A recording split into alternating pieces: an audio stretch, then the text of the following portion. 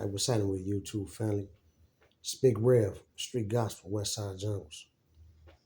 I just wanted to just take a moment, man, and just share something that I was just thinking about. And it's pillow talk, right? You know how you have homies, you know, that thug with, do shit with, you know, trust them to, keep your mouth closed. Some things supposed to just take to your grave with you, you know what I'm saying? But then you have these certain cats, man, that's like the pillow talk, like to try to impress a bitch, try to make it seem like that they something more than what they are. You know what I'm saying? Get old sack of weed, some drink, old room, or something, or go to the bitch spot, whatever, whatever, whatever, whatever. But then, a motherfucker start getting interviewed. What you been doing? Where you was at? Who you was with? And then instead of a motherfucker just telling the bitch, man, shut the fuck up. Don't be asking me no whole bunch of questions about my motherfucking personal business. Cause I ain't asked you a goddamn thing. You feel me? But cats roll right over and get to talking about a nigga business. You trust your homies in your hood? You trust your homies from your set? Do you? No shit. That's amazing. And the reason why I say that because of the fact that some of the motherfuckers' worst enemies that I have has got the same motherfucking tattoos, BPS shit on them as I do. I don't have no gang tattoos. I never was into that punk shit. But I don't knock a man for, representing his neighborhood, his set, blacks with the little art, with tattoos on his body. That's his business. It's his personal preference, as far as I'm concerned. I just never was into that. I let my name and my action, decent conduct speak for itself. Rev. You should know from there, nigga, what I'm about, period. All that other shit ain't nothing. And fuck what's on you, it's about what's in you. But I say that because of the fact that when you look across the street or across town or to the different little sections and whatnot, the young homies call them ops, you know what I'm saying, and whatnot, enemies or whatever. But clearly you already know that they don't like you don't like them for various reasons. And at the end of the day, it's just black on black crime, racial genocides of one another anyway, over some punk shit that these people done started, and we just went on with it instead of standing up as men, black men, and say, hey man, enough of that shit. Just kill all that violence against one another.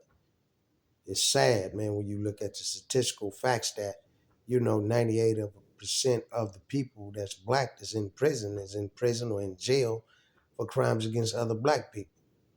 But you ain't gonna do nothing to nobody else, but you quick to trip on another brother or sister.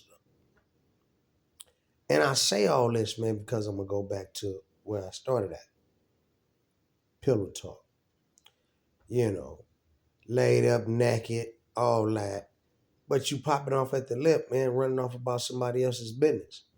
I don't care about you talking about your shit, but don't be talking about my shit to no bitch, because I don't know who the fuck she gonna do with that information. And I say that because of the fact when I was a young and coming up, right, I was very anti-picture. I'd trip out if a motherfucker take a picture of the kid. You feel me? Because pictures wind up in some of the strangest motherfucking places. And we ain't talking about the digital shit. I'm talking about the real motherfucking ching and the picture come out the camera and all that. So you got the picture, that type of shit. Polaroids is what they call it. If y'all, old enough to know about that type of shit. And pictures will find themselves, man, in some of the strangest locations, man, where motherfuckers know exactly what you look like, man. And you be walking with your girl or something, man, going up to get something to eat. They gonna roll by and saw you and gun your dumb ass down. Or you gonna have to defend yourself and be a big old shootout, right? But the pillow talk, bro. And I want you to really take a moment to think about this. When you're in the privacy of your room or house, apartment, or, got your spot, whatever.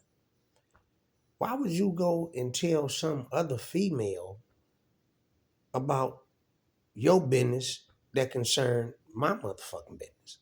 So now you done put me on blast to a motherfucker I don't even know nor care about her knowing anything about my motherfucking criminal activity or behaviors or none of that.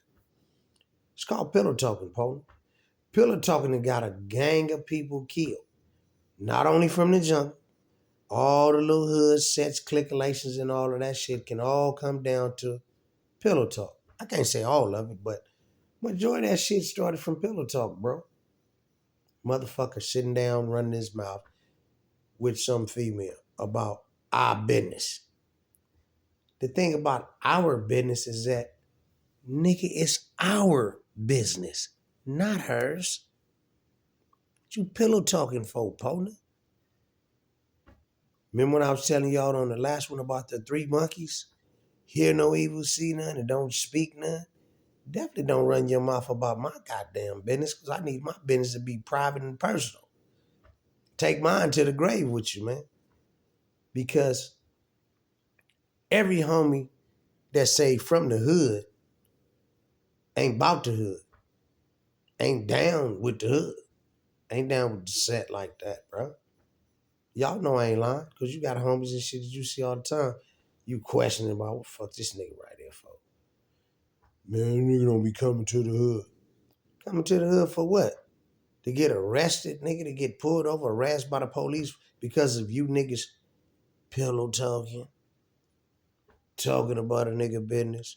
Oh, he drive that, he do this, that, and the third. Yeah. I'm just making a little light of it today, right? Because I'm watching the football game, playoffs and shit coming up. But it's called snitching, man. If you're telling another motherfucker's business, man, it's snitching, period. I don't give a fuck what kind of smooth little tag we put on it. Pillow talking. No, nigga, that's snitching. You telling a motherfucker business that don't want his business to be told. So won't you shut the fuck up sometime, man? Quit telling a nigga business. You go do something with somebody, man. Yeah, when y'all walk away, part company, man, keep that to your motherfucking self. Tuck that. Keep that one to yourself, pleb. Don't tell your bitch about it. I don't give a fuck about none of that. Nigga, she ain't her motherfucking business. She wasn't there. She didn't participate. Was she driving? Did she get out with the hammer and something with us? So what the fuck, yeah, okay, wherever it came from, baby, just go spend some of the shit. Get some groceries. How about that? Pay some bills and shit, man. You know what I mean? And I say that because of the fact that when you have homies around, you have to understand something. My brother taught me this when I was a little chap, right? He said that always remember this, little bro. He say, man, one out of every three people that you know are telling you.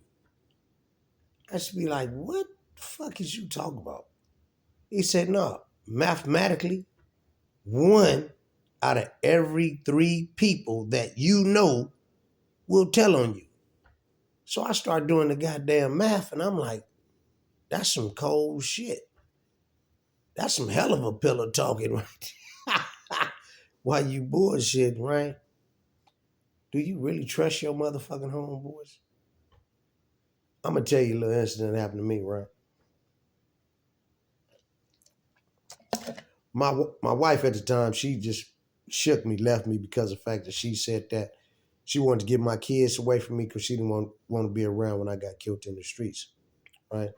So she moved to Las Vegas with my children. So ended up getting out of prison and all that. We reconnected and all that. Everything was cool. We worked it out. Love the shit out of her today, man. She a real gangster, man. My baby mama. I ain't been married number one time. Motherfucker know me, know who the hell it is. But anyway, so I'm sliding to Vegas, right? But I told one of my partners, supposed to be one of my friends, one of my homies, right? That I'm gonna come check him out because he said he getting money out there in Apple Valley, this and that and the third. Me and Lil Rev just sitting there, you know what I'm saying, just listen to it. I'm telling Lil Rev to go. He like, nah, man, fuck all that, man. You go check it out, let me know. I'm like, you know what, bet, man, because I got to go to Vegas anyway so I can stop by as I slide. So anyway, long story short, I end up sliding by, forget all about I'm supposed to touch base with this cat, right? So I get to my wife house with the kids playing with I got a grandbaby at the time, you know what I'm saying? You know, little cool, you know, little bad motherfucker too, man. You know what I'm saying? Look like me like a motherfucker, man. No, that's one of my grandkids. So the boy ended up calling me, hey man, what's happening? I thought you was gonna come through. I'm like, damn, I straight forgot. So I hop about to bed with baby and them, you know, throw my shoes on. My daughter, you know, I end up, she had some brand new motherfucking Air Forces, some all white ones. I threw them bitches on and slid, jumped in my Charger, slid down Apple Valley, you know, test base with the homie and shit.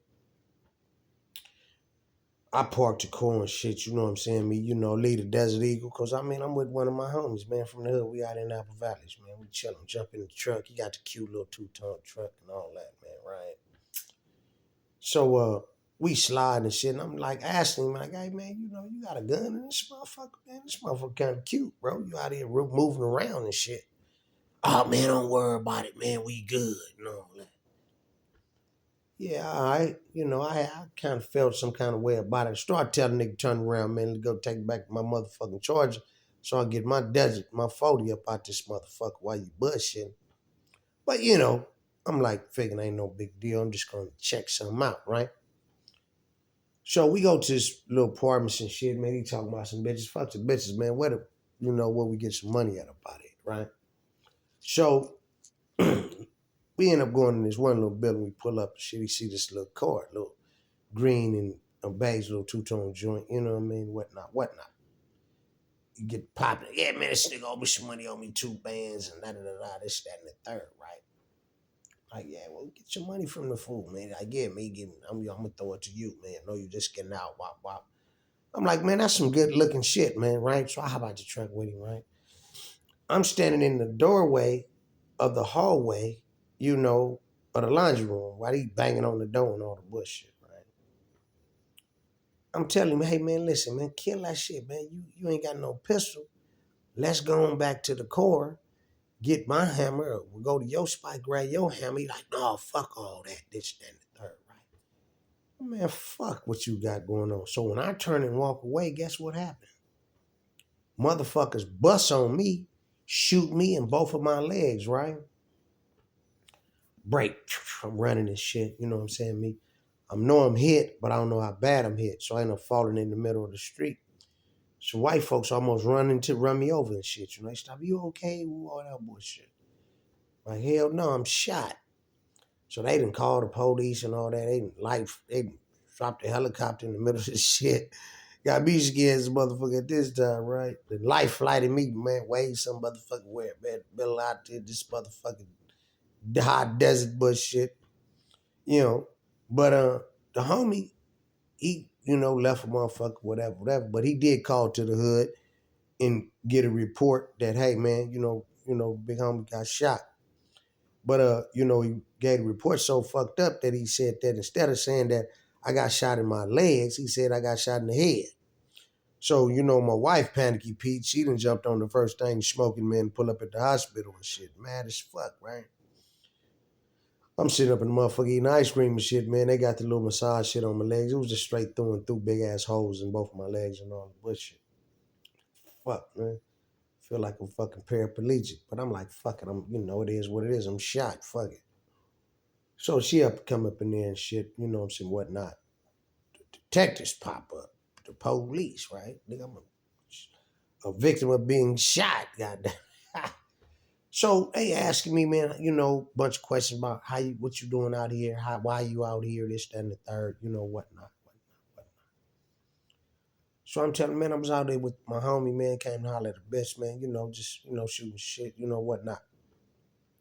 Know what they asked me? They said, man, how well you know this dude, man? Man, I know the cat pretty well, man, pretty good friend of mine, man. We go back, man, you know what I'm saying, me whatnot. They're like, man, the reason why we asked you that, man, because of the fact that we didn't investigate the shooting area, we followed your blood trail for where you got shot and all that, right? They say the alley behind the building where you got shot, it's a wooden fence right there to run down the side of the alley. And somebody done cut a nice, neat little hole, square hole in the wooden gate. I'm like, man, what the fuck you talking about? He say, man, we ain't saying nothing. All we saying is that, you know, seems like to me, man, that was a setup, man. Motherfucker had set you up to get you killed, bro. So whoever you was with, you know, he brought you right there. Yeah, man, he tried to have you killed, partner. I'm like, man, I don't know nothing about none of that, right? You know what I'm saying? So I just got shot, man, out the dark. I don't know who did it, why they did it or whatever, but hey, man, I'm shot, right? Now I'm gonna get back to the pillow talk. Just told you this incident, right? So when it all come out in the wash, right? That motherfuckers is gun bumping, lip boxing, and all the bullshit with these hoes. This shit end up reaching my ears coming back to the kid. That not only was you mad about some bitch ass shit that happened in the hood, that number one, didn't have a motherfucking thing to do with your reverend. Number two, you mad about some bitch ass shit that don't got nothing to do with me, nigga, and you tried to get me killed over some bitch ass shit that you was tripping on. Now, can I prove that he set it up like that for me to get shot? No, I can't. But it's one thing one of my cats from Backstreet told me the other day. He say, man, when you watch a motherfucker's movements and his movements change, that says a lot about the motherfucking activities that he's involved in, especially if it's some questionable activity. So if you know a motherfucker, right? Know how he move, how he wiggle, whatnot. And his name come up on some questionable activity, and his movements change, his demeanor, all that change, that's a sign of guilt. I wouldn't give a fuck if you got some paperwork on it or not. We some street motherfuckers. We ain't no goddamn fools. We know when a motherfucker trying to play possum and hide some shit, tucking, all that. Pillow talk, bro. And then come to find out, one of my little homies was involved with the nigga in the whole plot, but he didn't know it was me, so he say, right? End up catching him in the hood and shit. Was gonna knock him down at the port. The homie stopped me. Nigga cried and all the bullshit. Man, I didn't know all that. Get the fuck up out of here, man. Don't bring your bitch ass back to this park no more, nigga. I'm gonna let you give you a pass on this one. Cause I don't know if you're telling the truth or not, but you know, I'm gonna let you go with that one. Get the fuck out of here, right? But I say that because of the simple fact that what if these guys would have been successful of knocking me down in Apple Valley, right? Nobody was knew nothing. The homies wouldn't knew. My baby mama, my wife, all that. It would have been, well, he went out there to see Joe Blow. He was with Joe Blow. Somebody bust on Joe Blow and him. He got hit. That would have been the motherfucking story. I just got killed out there, right? But this is Pillow Talk 101, bruh. If you in the game and in the streets and you fucking with some partners, some friends, buddies, you know, crooks, whatever the fuck you want to call them, right? Y'all go do whatever the fuck it is that y'all do, right? Whether just on some player shit, go fuck on some hoes or whatever. Man, keep that shit to yourself, man. Don't be talking about nobody else's business with your bitch, man. Your bitch ain't got nothing to do with what the fuck we got going on, player. Nigga on Black Peach Stone on the nation. Keep your motherfucking mouth closed, fool. Don't be pillow talking to no motherfucking putting a nigga business all in another motherfucker's ear where they can possibly what? Tell on you, fool. You understand what I'm talking about? Yeah, be a witness to your motherfucking fuckery. So, like I said, I just wanted to share this with y'all, man, right? Now, the homies from my hood, they gonna remember the incident I'm talking about when I got shot in both of my legs and shit, right? And they gonna probably laugh like a motherfucker because they know I'm not bullshit. Because the cat swear up and down, that ain't how it went, right? All right. I'm still ain't fucking with you no more because of the fact that what? The pillow talk, faggot. They already told me, nigga, what the fuck you said to the bitch. Nigga, the bitch and told another bitch, the bitch and let the shit get back to me. And your punk ass was trying to get me knocked down over some faggot shit that I didn't have nothing to do with.